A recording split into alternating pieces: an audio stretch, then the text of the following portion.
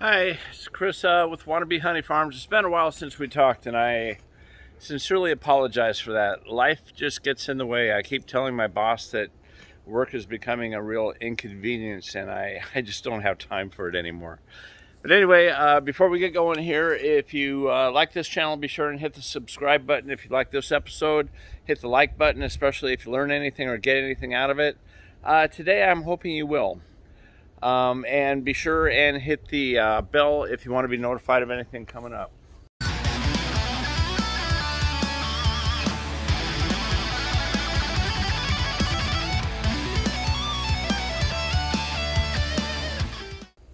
Okay, well, there's my beehives behind me. I've reduced the entrances, and I've started feeding bud because there were no honey stores in there, and I didn't take any honey from that hive. There just wasn't anything to take. And I think I realized where I screwed up. If you guys go back and watch my previous episodes, I tried to avert a swarm with bud. And so what I did was I took all the frames, or almost all the frames, out of the big brood box, and I think I took 8 out of 10 frames.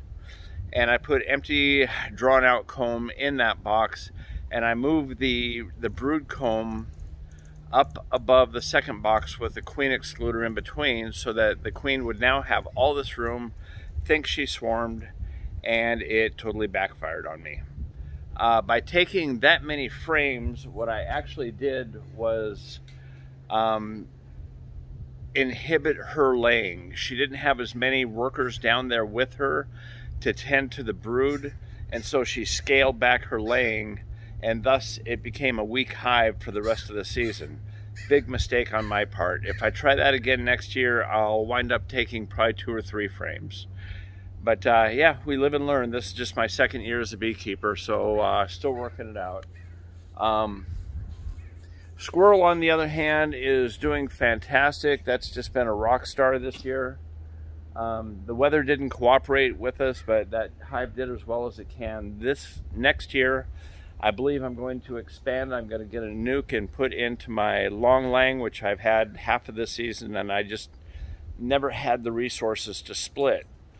And so that's my plan for next year. I plan on going up to maybe 5 hives next year. But anyway, this is what happened. And so I had honey in squirrel, but they hadn't capped it off yet. And so I didn't know what to do. And so I asked you guys. And so what I found out by asking you guys, I went on Amazon and I bought a refractor and I tested it. And some of the honey was marginal. Some of it was okay. And most of it was like in the 20 to 21 percentile of having moisture in the honey. So I'll post up a picture right here.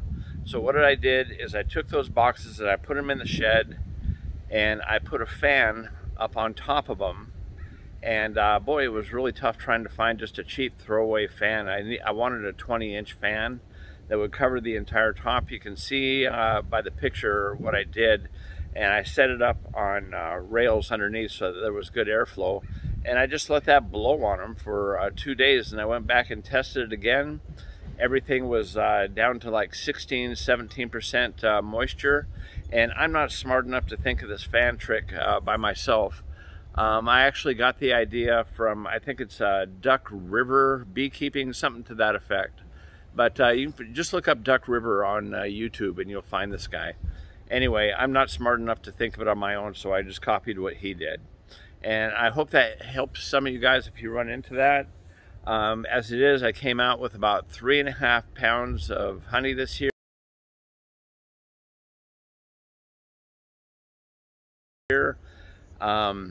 Not a great crop, but not bad either, considering the conditions that we went through all summer and all spring. And the conditions I imposed on myself by screwing up that phony split.